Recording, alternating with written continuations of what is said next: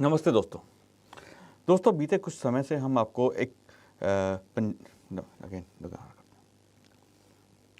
नमस्ते दोस्तों, बीते समय से हम कुछ ऐसे एपिसोड्स आप लोगों के सामने लेकर आ रहे हैं जिसमें हम पंजाब की स्थिति के बारे में चर्चा कर रहे हैं। आज भी हम पंजाब की स्थिति पर ही चर्चा करेंगे क्योंकि हाल में एक घटनाक्रम बड़ा बदलाव आया है पंजाब में। अमृतपाल सिंह को लेकर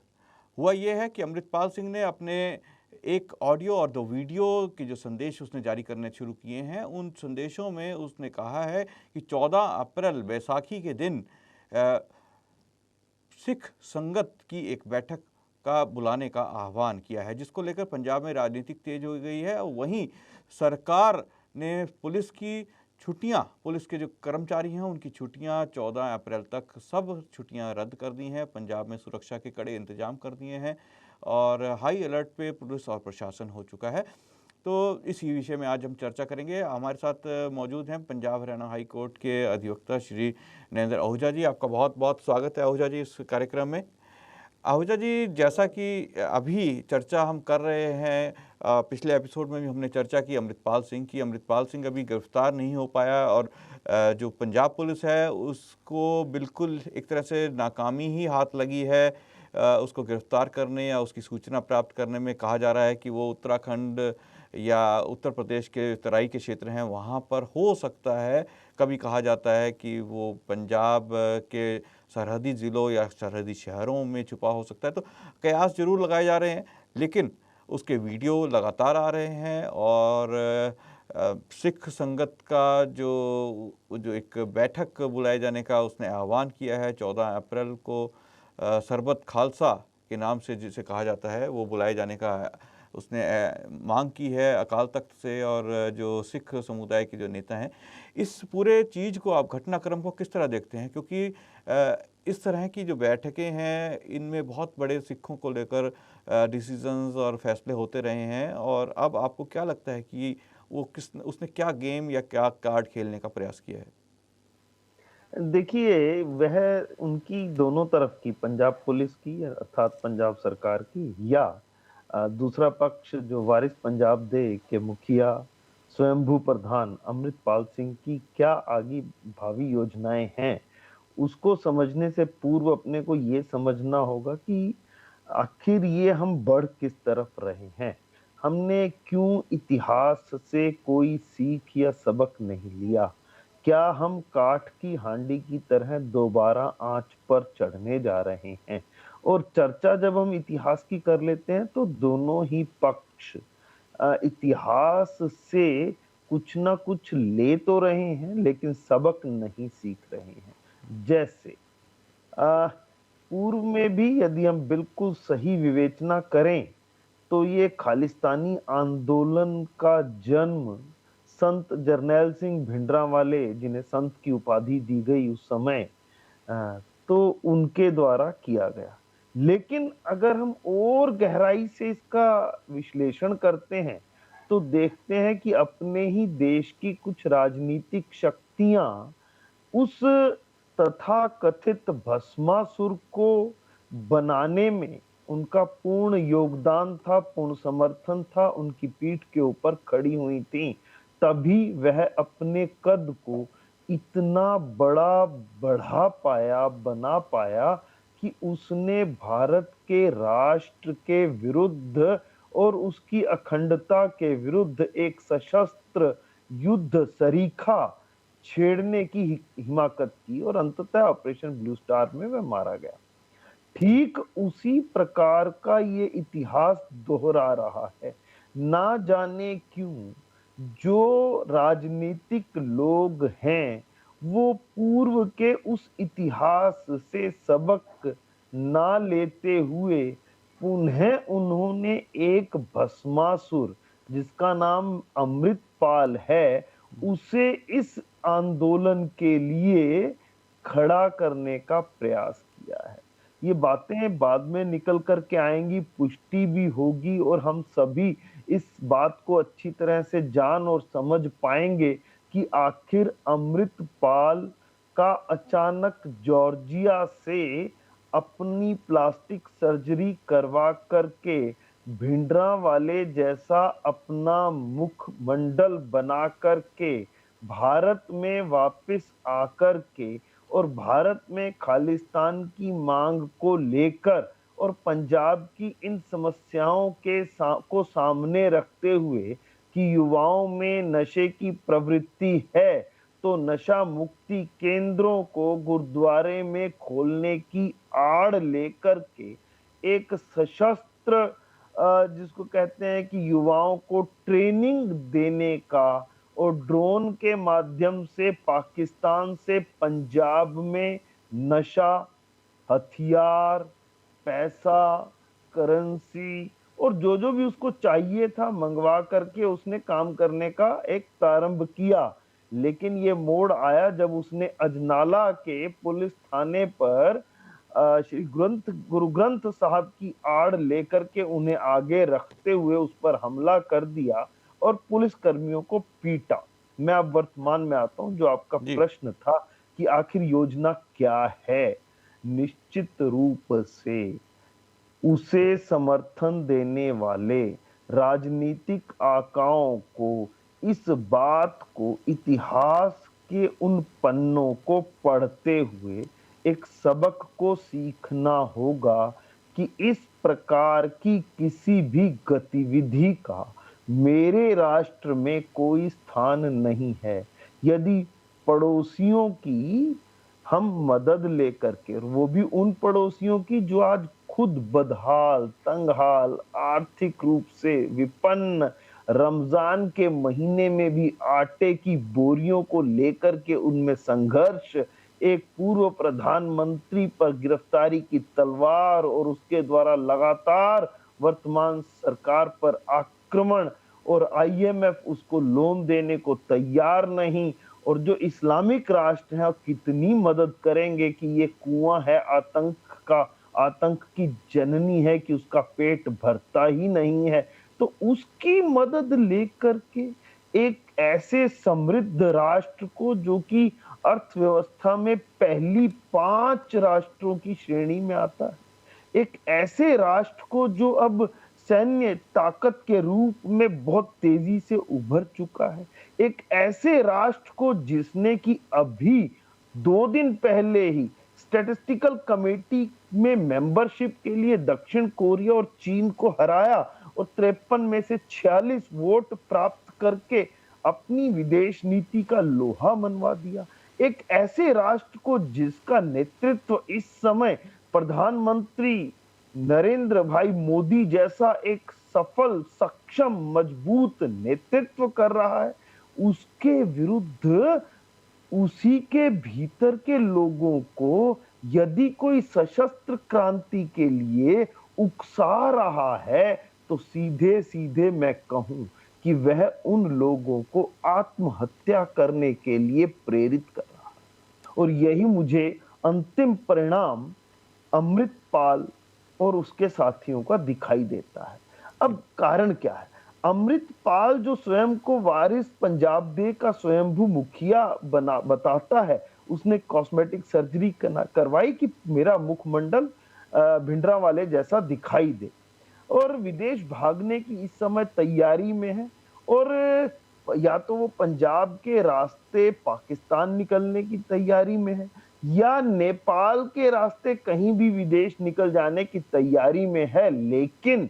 चूंकि मोर्चाबंदी इतनी कड़ी है कि चूहे को बिल से निकलने का और भागने का मौका नहीं मिल पा रहा है, इसीलिए कभी-कभी वीडियो जारी करके अपनी उपस्थिति दर्ज करवाते हुए, कभी 14 तारीख को संगत का आह्वान करते हुए, कभी ये कहते हुए कि मैं सरकार से बिल्कुल डरता नहीं हूं, और कभी हर दूसरे दिन सूत्रों के माध्यम से सरेंडर कराने की खबरें आगे प्रसारित करके, या देशी आकाओं को किसी भी तरह से इसमें साथ रख करके अपनी इस बात को आगे बढ़ाने का प्रयास करने की कोशिश करते हुए यह अमृतपाल अब दिखाई दे रहा है। लेकिन स्पष्ट रूप से जब पहले 7 चेहरों की फोटो जारी हुई कि ये अलग अलग रूप पहले भी उसके रहे हैं और आगे भी वह इसी प्रकार के रूप बना सकता है, तो ये स्पष्ट दिखाई देता है कि चाहे बाहर से वह कितना भी मजबूत बनने या दिखने की कोशिश करे, अंदर से अमृतपाल एक बहुत कमजोर व्यक्ति है। ये मैं बिल्कुल एक आधिकारिक रूप से अपने ऑब्जर्वेशन से बतला रहा हूं कि भीतर से अमृतपाल एक कमजोर व्यक्ति है, अन्यथा आत्मसमर्पण के लिए शर्तें ना रखता, अन्यथा सम्माननीय गुरु ग्रंथ साहब की आड़ ना लेता, अन्यथा नशे में डूब चुके पंजाब के युवा को नशे के माध्यम से ही इस तथाकथित जो अलगाववाद का एक वितंडा खड़ा करने के लिए उन्हें आगे लाने की कोशिश ना करता। यदि अमृतपाल सही में पंजाब का भला चाहता तो एक सामाजिक क्रांति लाने की तरफ बढ़ता और पंजाब के युवाओं में जो परेशानी है कि वह निरंतर बाहर चले जाना चाहते हैं, गांव के गांव खाली हो गए हैं, Canada, UK, USA, New Zealand, Australia आदि देशों में जाकर के पंजाब का युवा बस रहा है और पंजाब में पीछे केवल बूढ़े और बुजुर्ग गांव की रखवाली करने के लिए रह गए हैं, युवा वहां रह ही नहीं पा रहे हैं।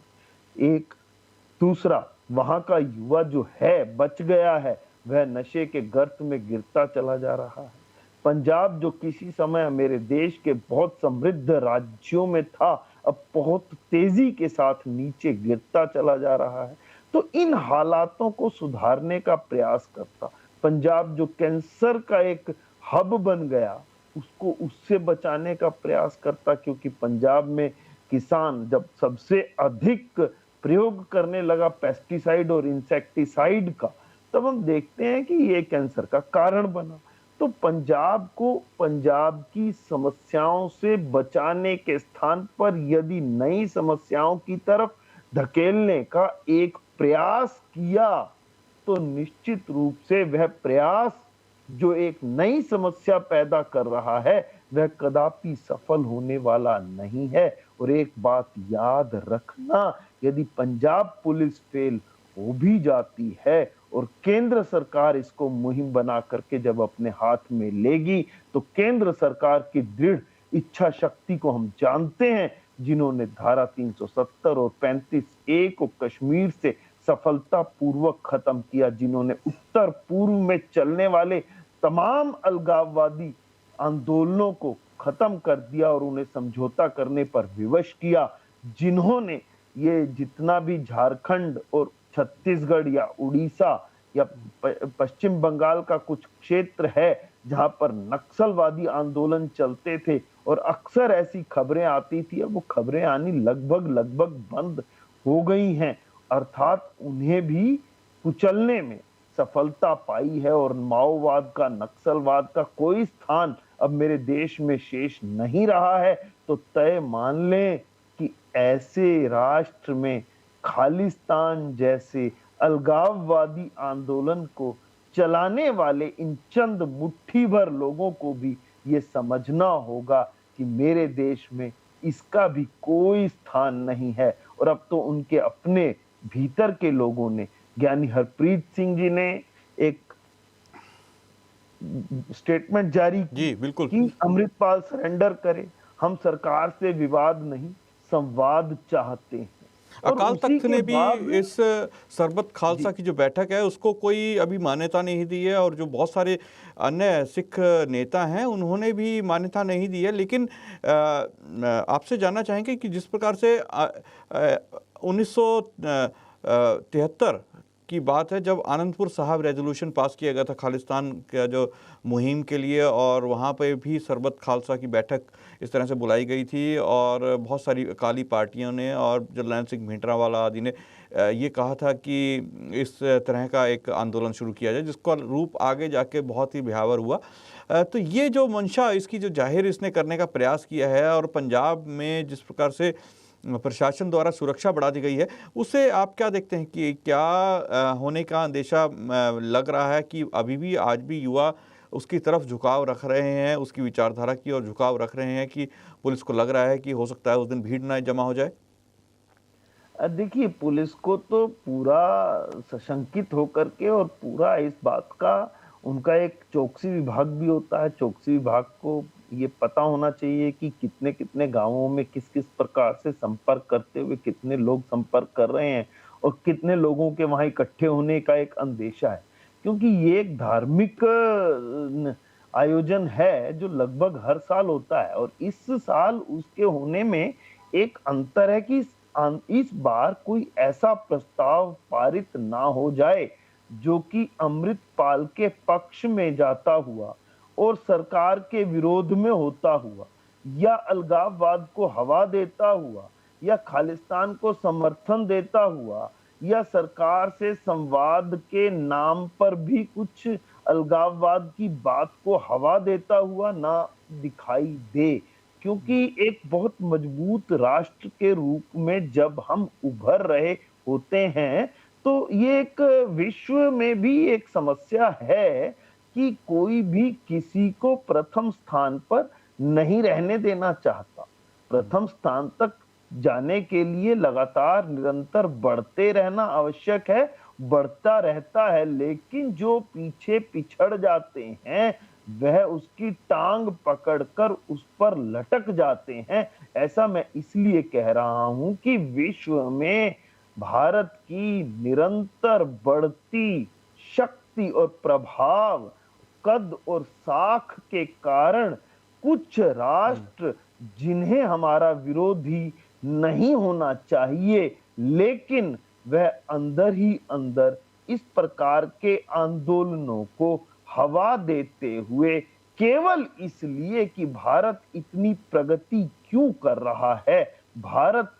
तीसरे या चौथे नंबर की अर्थव्यवस्था कैसे बनता जा रहा है, भारत ने किस प्रकार से अपनी सारी बातें यूएन के अंदर बिना अभी स्थायी सदस्यता मिले मनमानी प्रारंभ कर दी हैं, भारत किस प्रकार से यूएन में जितने भी चुनाव होते हैं अब उनमें निरंतर अपनी विजय करता चला जा रहा है। तो ऐसा देख करके भारत कैसे दोनों महाशक्तियों रूस और अमेरिका से बराबर के संबंध आज भी विश्व में एक उदाहरण बना करके किए हुए है, वह रूस के भी उतना निकट है जितना अमेरिका के निकट है। तो ऐसा प्रभाव देश का देख करके कुछ लोगों के पेट में, कुछ राष्ट्रों के भी पेट में दर्द होता है और खास तौर पर दर्द होता है मेरे पड़ोसी पाकिस्तान के, जो खुद इस स्थिति में है कि वहां की जनता अब अपने अस्तित्व पर प्रश्न चिन्ह लगाने लगी है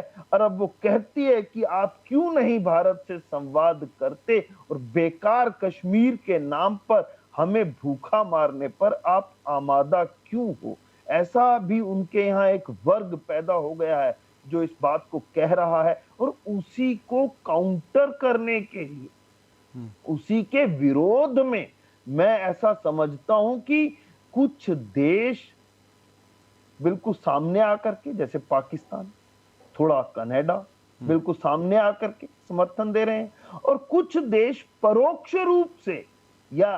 तथा कथित रूप से खालिस्तान को यदि कोई विदेशी सहायता आती है तो वह कनाडा के वहां के जो सिख फॉर जस्टिस है, पन्नू साहब हैं, वहां के पन्नू हैं साहब, तो क्या कहूं, पन्नू है वहां पर एक गुरवंत सिंह पन्नू, हमने एक एपिसोड उस पर भी किया था। तो वो लोग सहायता कर रहे हैं निरंतर।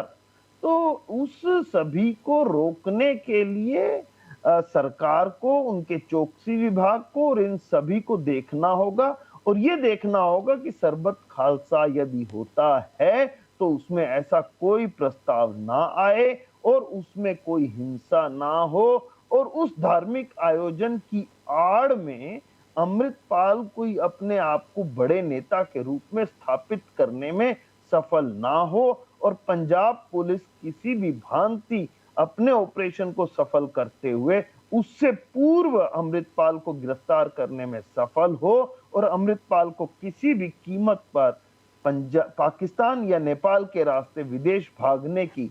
कोई किसी भी तरह से इजाजत या मौका ना दें। नहीं मिलना चाहिए, ऐसी अपनी एक मान्यता है। जी, बिल्कुल आपने अपने आज जो विचार हैं वो हमारे दर्शकों के साथ शेयर किए और बहुत सारी बातें जो आज हमारे देश की सुरक्षा से जुड़ी हैं उन पर हमने चर्चा की। क्योंकि अगर हमारे देश का एक भी राज्य उसमें कुछ अराजकता होती है या हिलता है या वहाँ की एडमिनिस्ट्रेशन में कुछ समस्या आती है, तो बहुत सारी समस्याएँ हमारे देश के अंदर आने लगती हैं। जैसे कि अगर पंजाब जैसा एक राज्य है जो एक अन्न का कटोरा यानी जो हमारे पूरे भारत को अन्न देने का काम करता है, वहाँ बहुत आयात में फसलें गेहूँ हो या चावल हो वो वहाँ पैदा होता है। तो अगर वहाँ के हालात ठीक नहीं होते तो वहाँ की इंडस्ट्री, वहाँ की कृषि सब प्रभावित होंगे और उससे हमारी देश की इकॉनमी पे सीधा असर आता है। तो जहाँ तक सवाल है खालिस्तान आंदोलन जैसी बातों की, तो भारत सरकार निस्संदेह रूप से वहाँ पे केंद्रीय सुरक्षा एजेंसियाँ भी काम कर रही हैं, एनआईए और एजेंसियाँ भी काम कर रही हैं कि ये किस प्रकार से खालिस्तान आंदोलन को किस प्रकार से रोका जाए। पंजाब पुलिस हालांकि अभी तक तो उसको पकड़ने में नाकाम रही है, या क्या पंजाब पुलिस की स्ट्रेटजी है, क्या पॉलिसी है, उसके ऊपर हम ज़्यादा टिप्पणी नहीं कर पाएंगे क्योंकि वो सारी चीज़ें सरकार अभी बहुत ज़्यादा शेयर नहीं कर रही है। लेकिन जिस प्रकार से अकाल तख्त और अन्य सिख जो ग्रुप्स हैं, सिख नेताओं ने चुप्पी साध ली है एकदम से जिस आह्वान को लेकर, ना उन्होंने मना किया है, ना उन्होंने उसको सहमति दी है। अकाल तख्त ने तो ख़ास तौर पर इसके ऊपर बिल्कुल ही चुप्पी साध ली है और उसकी चुप्पी को एक तरह से असहमति के रूप में ही देखा जा रहा है कि वो उस बात से सहमत नहीं है कि सरबत खालसा की बैठक बुलाई जाए और उसके ऊपर अमृतपाल जैसे किसी भी व्यक्ति की चर्चा की जाए या उसके बारे में बात भी की जाए। तो अब बहुत ही महत्वपूर्ण होगा 14 अप्रैल देखना पंजाब में उसके आसपास का घटनाक्रम कैसे घटता है, क्या होता है वहाँ पर। आप आहूजा जी हमारे साथ जुड़े और आपने अपने विचार हमारे साथ शेयर किए, हमारे दर्शकों के साथ चर्चा की। आपका बहुत बहुत धन्यवाद इस चर्चा में जुड़ने के लिए। धन्यवाद, आभार। जी दोस्तों, कल फिर मुलाकात होगी एक नए विषय और एक नए मुद्दे के साथ। आज मुझे आज्ञा दीजिए।